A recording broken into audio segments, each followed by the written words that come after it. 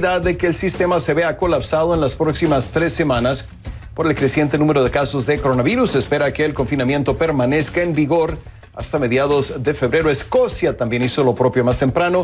Irlanda del Norte y Gales habían ordenado con anterioridad el cierre total. En el número 4, avance insuficiente. Los Centros para el Control y la Prevención de Enfermedades de Estados Unidos informan que pese a que ya se han distribuido cerca de 15 millones y medio de vacunas en el país, solamente 4 millones y medio de personas han sido vacunadas. En entrevista con CNN, uno de los asesores de la campaña de vacunación reconoció que ha habido lentitud, pero añadió que están tratando de mejorar la coordinación con autoridades estatales para agilizar el proceso.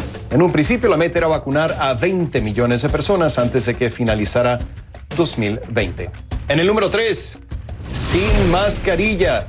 Durante el fin de semana surgieron varias fotos en redes sociales que muestran al subsecretario de Salud de México, el doctor Hugo López-Gatell, descansando en la playa. Las fotos lo muestran con la cara descubierta, pese a que el mismo López-Gatell, quien es también vocero para la emergencia del COVID-19 en México, ha insistido por meses en que es necesario que la población use mascarilla. Esta mañana el presidente López Obrador salió en su defensa y esta noche López-Gatell mismo dijo que fue a visitar a familiares y amigos cercanos y que respetó la norma de estar en grupos pequeños de personas. En el número 2, brazos abiertos. El presidente de México, Andrés Manuel López Obrador, afirmó este lunes que su gobierno le ofrecerá asilo político a Julian Assange, el fundador de Wikileaks. Está en la cárcel en Reino Unido y enfrenta cargos de espionaje en Estados Unidos. López Obrador dijo en su conferencia matutina que Assange debería ser indultado y que le solicitará al canciller Marcelo Ebrard que inicie la gestión para ofrecerle asilo político al australiano de 49 años. Este mismo lunes, un juez británico rechazó una petición del gobierno de Estados Unidos para la extradición de Assange. En el número 1, reveladora llamada. El presidente de Estados Unidos, Donald Trump, le pidió a autoridades del estado de Georgia que cambien el resultado de la elección del 3 de noviembre a su favor. La llamada, de poco más de una hora, fue publicada primero por el Washington Post. En ella se escucha al presidente pidiéndole al secretario de Estado de Georgia, Brad Raffensperger, que encuentre votos para revertir el resultado de la elección. El líder de la minoría en el Senado, el demócrata Chuck Schumer, le sugirió a sus colegas republicanos que deberían de iniciar una investigación. Este es el primer tema de la noche. Profundizamos en los hechos.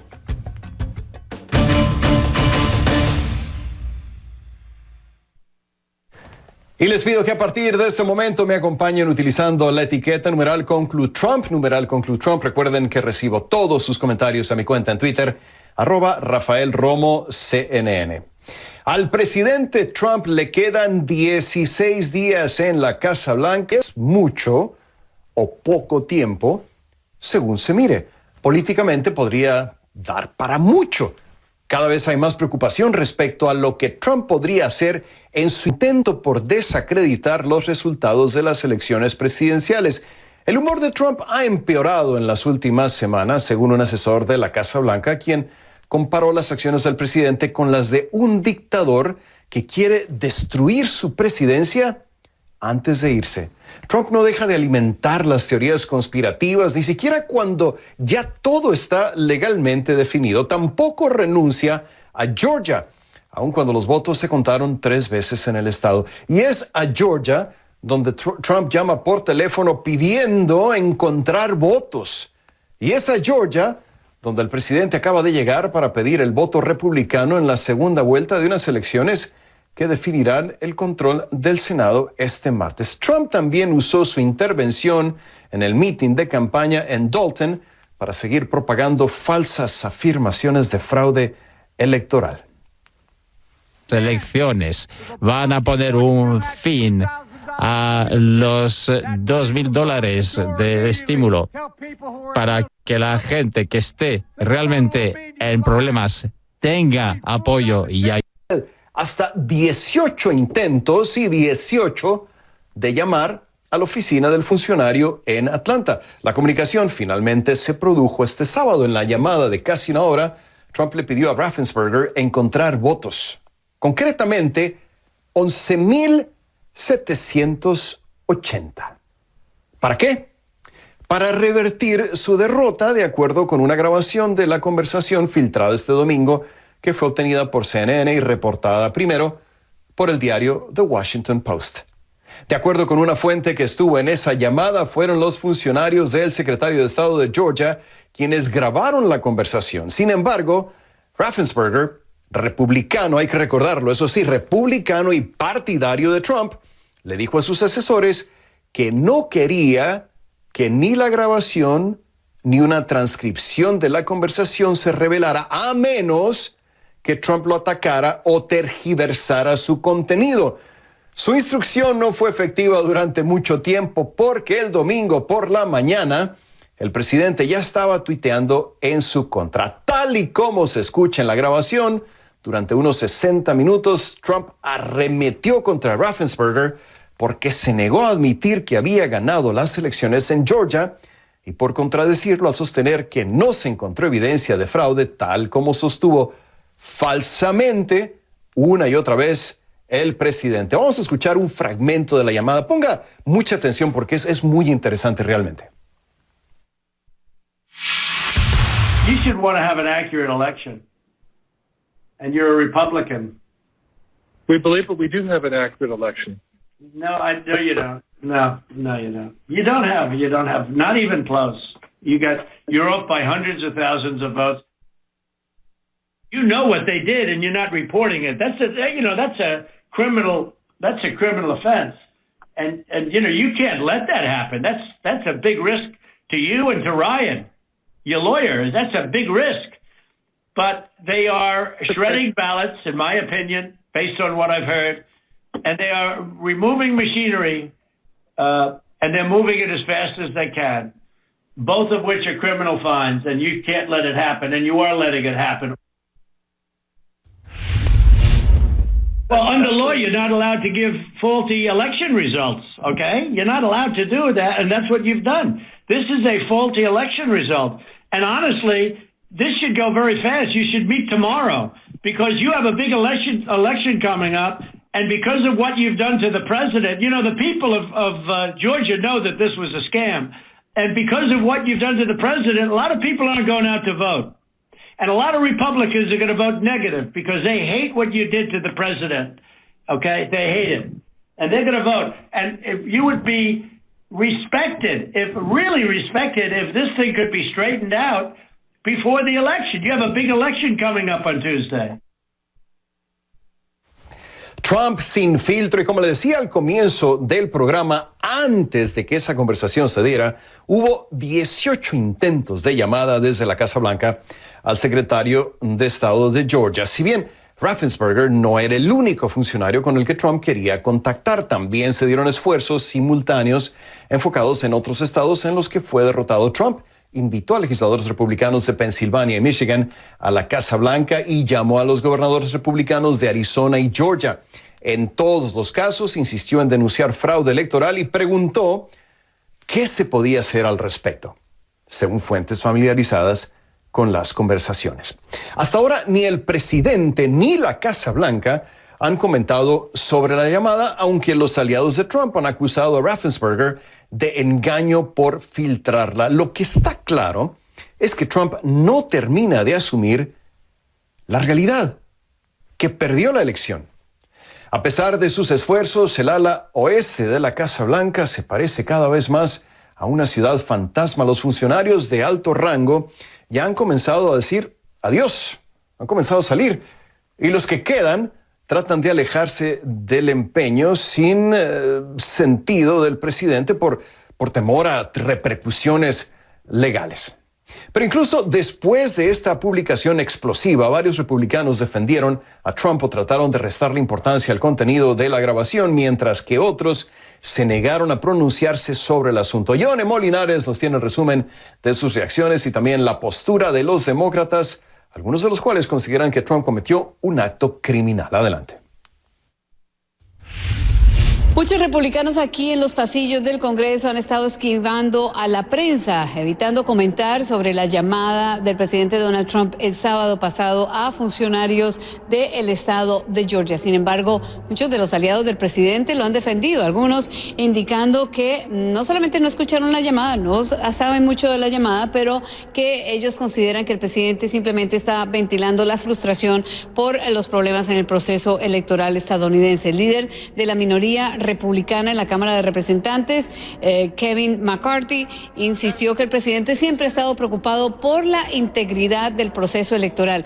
Pero cabe decir y destacar que no hay fraude electoral. Lo han reconocido el Departamento de Seguridad Nacional, el Departamento de Justicia y la Corte Suprema de Justicia. Además, los aliados del presidente, la campaña de Donald Trump y otros han intentado a través de las cortes validar muchos de sus argumentos y simplemente no han tenido suerte. Decenas de cortes en todo el país. Así que todo esto es simplemente algo que ha puesto la preocupación a muchos líderes republicanos también, que han insistido que esto es preocupante realmente lo que el presidente ha hecho, especialmente a la luz de lo que se ve como una amenaza a los funcionarios del estado de Georgia. Uno de ellos, un congresista, simplemente también está advirtiendo a los colegas republicanos que quieran apoyar al presidente el próximo 6 de enero durante el proceso de certificación de los votos del colegio electoral. Aquí está. Es desagradable y, honestamente, será interesante.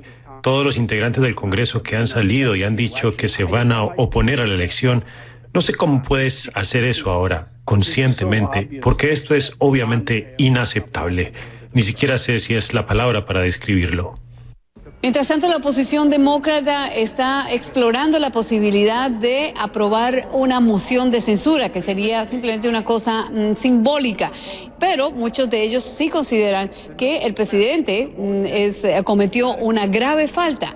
Y algunos, como el líder de la minoría demócrata en el Senado, le está pidiendo a los republicanos que si quieren hablar y comenzar a investigar fraude electoral, deberían comenzar por la llamada del presidente. Eso fue lo que nos dijo uno de los congresistas de la Cámara de Representantes. Bueno, esa llamada era criminal. Yo oí toda la llamada y leí también lo que dijo. Y entonces, lo que nosotros vimos en esa llamada, si no fuera el presidente, él ahorita estaría arrestado porque es un crimen hacer lo que él hizo. Entonces, nosotros tenemos que actuar aquí. Ya sé que la gente aquí, muchos dicen, bueno, ya no debemos hacerlo, pues ya sale, ¿verdad? Bueno, pero él cometió un acto criminal. Y es cierto que no va a cambiar nada, porque hay suficientes republicanos que no están locos y entonces van a hacer lo que deben de hacer debajo de la Constitución. Pero esa llamada era criminal y algo se tiene que hacer. Se está pensando en una moción de censura, que es una cosa más simbólica. ¿Qué otra cosa le estarían pensando hacer de parte de los demócratas, la oposición? Bueno, realmente lo que quieren hacer ahorita casi es nada, y quieren decir que mejor los procuradores de justicia hagan algo fuera de aquí cuando él ya se retire en unos cuantos días. Pero yo pienso que nosotros también tenemos que hacer algo. Ellos quieren censurarlo. Eso no es suficiente. Este congresista dice por lo menos que el Congreso pudiera inicialmente ya dejar listo a manos del Departamento de Justicia entrante bajo el gobierno de Joe Biden el proceso para comenzar a investigar a Donald Trump. Pero la realidad es que muchos de los líderes demócratas están más enfocados en qué hacer para evitar lo que muchos consideran será un circo este 6 de enero, cuando la sesión conjunta del Congreso esté certificando los resultados del colegio electoral. Hay un creciente grupo de republicanos que quiere objetar varios estados y por lo menos un senador que ha indicado que quiere acompañar a estos republicanos en la intención de objetar por lo menos un estado al que se ha referido. Varios otros senadores también están respaldando la acción de este senador republicano Josh Hawley. Pero todo va a depender de qué ocurra este miércoles 6 de enero. La verdad es que esto sería solamente dilatar lo inevitable que es la certificación de la victoria de Joe Biden como el próximo presidente de los Estados Unidos. Así que habrá que esperar primero qué ocurre el 6 de enero y después qué más se puede hacer en solo 2 semanas y media que queda del mandato de Donald Trump. Yona Molinares, CNN, Washington. Gracias a Ioanni Molinares. Esta llamada que muchos han calificado de insultante se suma a la larga lista de ataques a la democracia de un presidente consumido por teorías conspirativas y enfurecido por la derrota. ¿Por qué haría Trump algo así? Kay Guerrero nos lo explica en su Reporte K.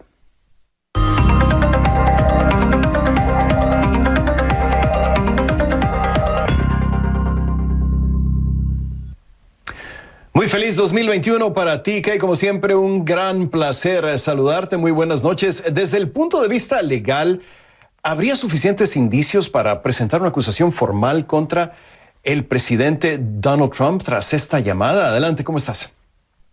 Hola, Rafa, feliz año. Bueno, vamos a hablar cómo es. Esto no es más que otro intento desesperado del presidente Trump para tratar de cambiar el resultado de las elecciones presidenciales aquí en Estados Unidos, que como tú sabes, le dieron el triunfo a Joe Biden el pasado mes de noviembre. Pero desde el punto de vista legal, como tú preguntas, sí podrían haber consecuencias, puesto que el mandatario prácticamente, Rafa, tú escuchaste la llamada, prácticamente emulando a los líderes autoritarios de varios gobiernos que tú y yo conocemos, le pidió abiertamente al secretario de Estado de Georgia, a Brad Raffensperger, que le encontrara textualmente, y tú ya lo has reportado, 11.780 votos para ganar la elección en este estado, que por años ha sido un bastión republicano, pero que en el 2020 se inclinó a favor del candidato demócrata. En esa llamada, el presidente Rafa, además de insinuar lo que se interpreta como un pedido por parte de expertos legales, lo que ya se interpreta como un pedido para cometer fraude electoral, también incluye amenazas indirectas, comentarios que estuvieron fuera de lugar contra el secretario de Estado de Georgia, un republicano que, hay que decirlo, apoyó a Donald Trump política y financieramente en las candidaturas del 2016 y del 2020, pero quien reafirma que dice que después de 3 recuentos, certificaciones y averiguaciones, es Joe Biden quien gana la elección en Georgia y no se puede hacer nada para cumplirle el deseo al presidente. Pero, Rafa, fíjate una cosa, Donald Trump, que tú sabes le quedan poquitos días en la Casa Blanca, no escucha argumentos, no lo ha hecho durante 4 años y tampoco lo hizo en la llamada, habló y habló aproximadamente por 1 hora y prácticamente se estaba alimentando en esa llamada de una dieta de argumentos infundados, falsedades. Varias de esas falsedades fueron precisamente desmentidas este lunes por las autoridades aquí en el estado de Georgia. Por ejemplo, en el pasado el presidente Trump y otros aliados han dicho que acá en este estado unos 2,000 criminales votaron. Eso es falso. Se dijo también que se habían contado los votos de 5,000 fallecidos. Eso es falso. Reclamaron que 66,000 menores de edad supuestamente habrían votado en este estado. Falso. Y también se dijo en su momento que 2,400 personas votaron sin registrarse. Eso es falso, falso, falso. Pero es interesante que si tú agregas esos números, prácticamente podrían tener los 11,000 votos que el presidente está buscando. Y decimos que es falso no porque CNN lo averigua, no porque tú y yo lo estamos investigando, sino porque las autoridades de este estado, que son republicanas y que están a cargo de la verificación y la certificación de todos estos recuentos, han dicho, es falso, no ocurrió, se averiguó todo esto y no pasó. Pero esto se está moviendo muy rápido, Rafael, porque ya hay 2 representantes demócratas que le han pedido al FBI, al director del FBI, que abra una investigación penal en contra del presidente. Y la agencia, aunque no ha ofrecido detalles si van a proceder, ya recibió ese pedido, es lo que CNN ha podido averiguar hasta el momento. Pero por supuesto, hay mucho que hay que hacer después, porque el camino hacia un caso penal federal en contra de un presidente saliente no es fácil de preparar. Hay que comprobar que el presidente tenía la intención de cometer un delito, pero cuando hablamos con varios abogados expertos en este tema, dicen que el hecho de que el presidente pidiera un número específico de votos significa y podría significar ante una corte que el presidente sabía perfectamente lo que estaba haciendo y lo que estaba pidiendo. Todo esto es alarmante, preocupante, lo hablábamos esta mañana, Rafa, es un golpe o muchas personas lo interpretan como un golpe a la democracia más antigua del mundo, a los Estados Unidos, pero también es alarmante por lo que está pasando en este país. Y es que según datos de la Universidad Johns Hopkins, la última semana aquí en Estados Unidos, una persona está muriendo por COVID-19 cada 33 segundos. La distribución y la aplicación de la vacuna va a paso de tortuga, muy lento, y el presidente no se está preocupando por esto, el presidente no está haciendo nada, se muestra desinteresado y en lugar, se enfoca en lo que a él le importa y es en él mismo, Rafael. Prácticamente Tú lo sabes, el presidente se está enfocando en ganar una elección que perdió y muy poco está haciendo para defender a los estadounidenses, para ayudar a los estadounidenses en el tema de la pandemia. Y si algo sabemos de eso, pues son las imágenes en este momento en vivo aquí en Georgia, donde se ve al presidente en un acto masivo, rechazando los resultados y sin usar mascarilla, Rafael. Sí, ese es un punto excelente. Es el presidente que quiere quedarse en la presidencia, pero que no actúa como si quisiera ser presidente. Es realmente increíble. Gracias, Kay Guerrero, reportando en vivo desde Atlanta. Como siempre, un gusto saludarte, Kay. Marcamos la primera pausa en conclusiones y al volver, ¿cometió el presidente Donald Trump un acto ilegal con esta llamada? Se lo vamos a preguntar también a un experto en temas jurídicos y electorales. Y monitoreamos también Assange a México. López Obrador dice que dará instrucciones a su canciller para ofrecerle asilo político al fundador de Wikileaks. Regresamos enseguida con más aquí en Conclusiones.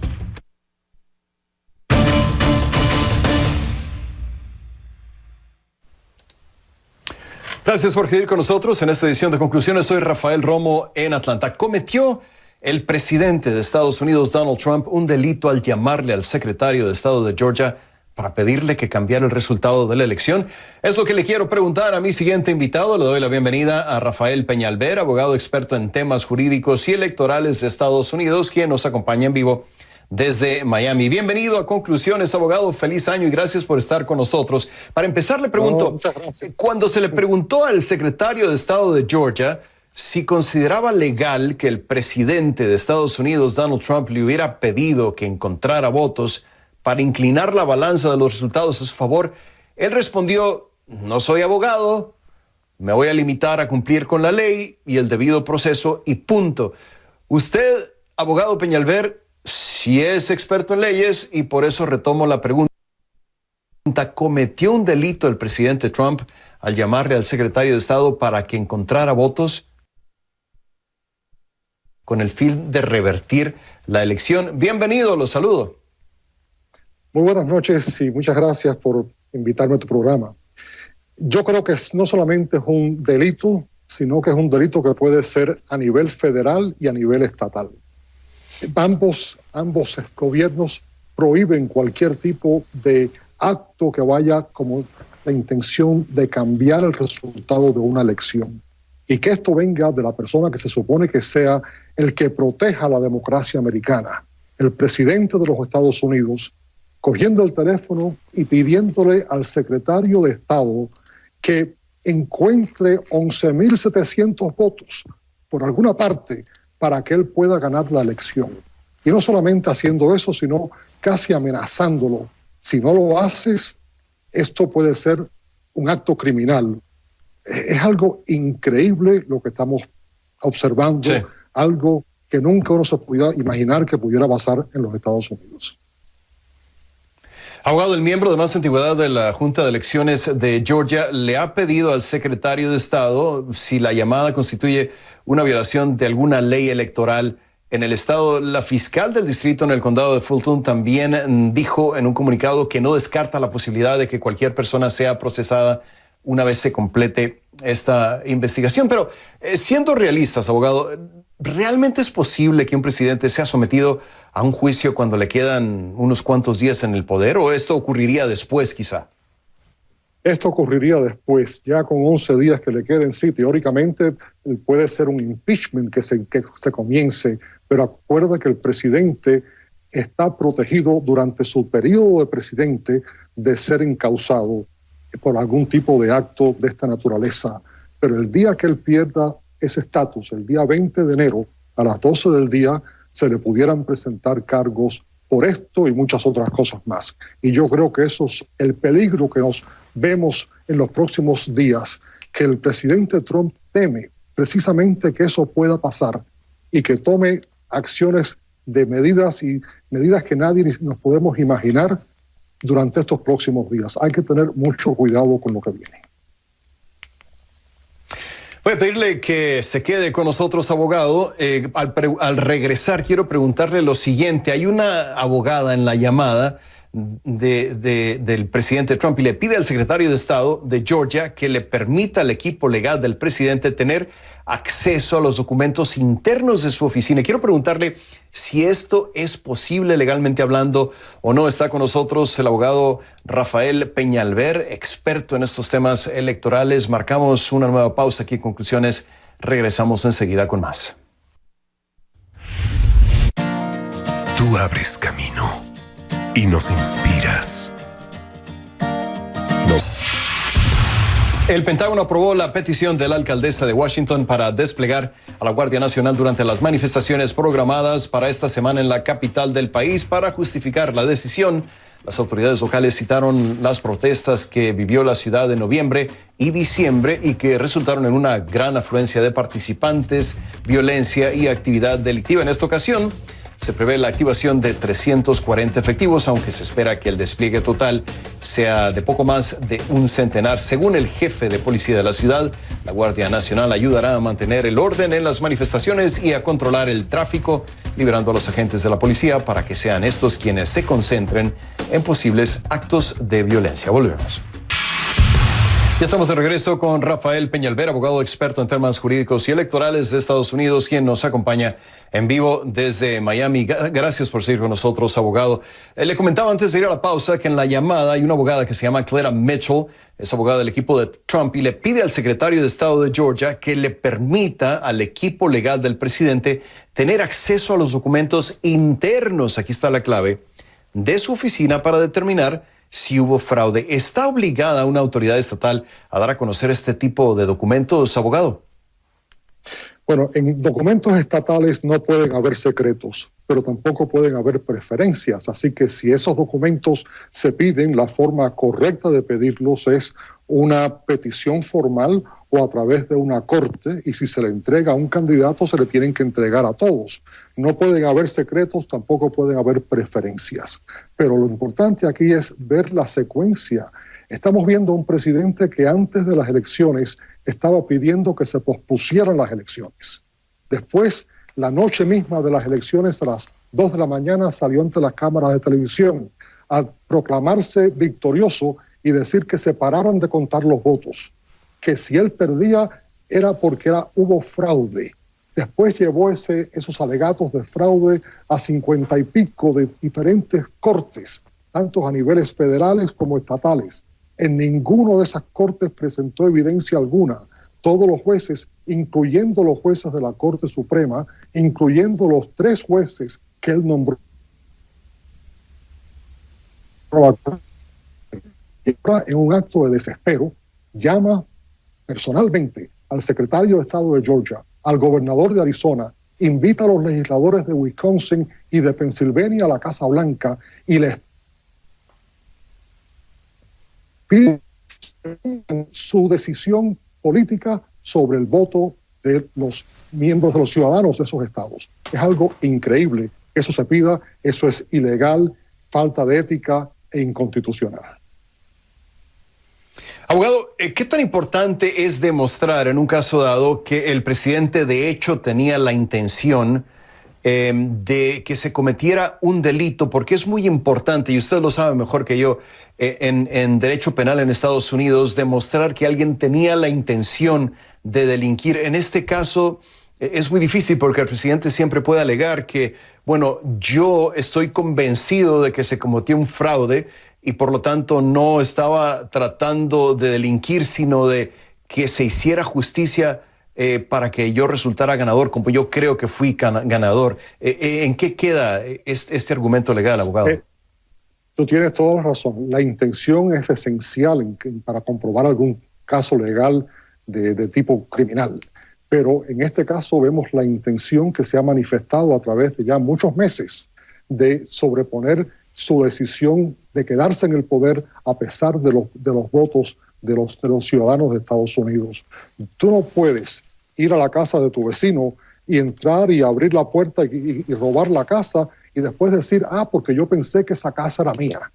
No, el hecho de que Trump siga diciendo sin base, yo pienso que gané las elecciones, sin que tenga el más mínimo, sin presentar la más mínima evidencia de que ese es el caso, no le justifica lo que está haciendo. Lo que está haciendo es no solamente es una perversión de la democracia norteamericana, sino es un acto ilegal en cualquier forma que tú lo puedas ver.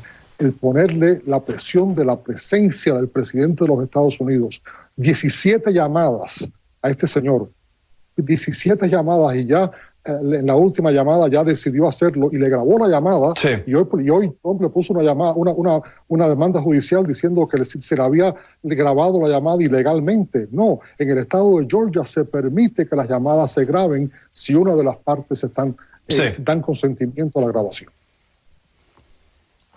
Le agradezco muchísimo al abogado Rafael Peñalver, experto en temas jurídicos y electorales de Estados Unidos, quien nos acompañaba en vivo desde Miami. Gracias, abogado, y hasta la próxima. Marcamos una nueva pausa aquí en Conclusiones. Gracias, abogado.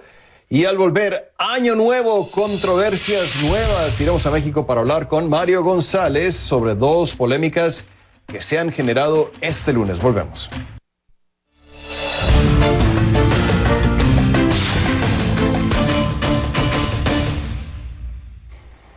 Para esta segunda parte del programa, les pido que a partir de este momento me acompañen utilizando la etiqueta numeral ConcluAMLO, numeral ConcluAMLO. Recuerden que recibo todos sus comentarios en mi cuenta en Twitter, @RafaelRomosCNN.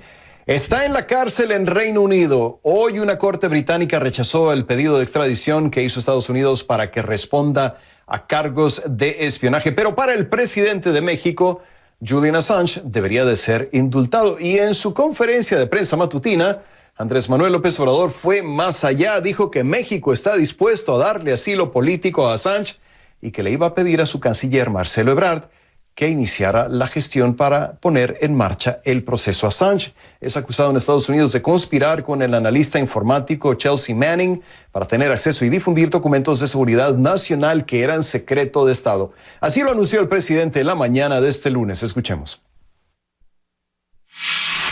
Estoy a favor de que se le indulte.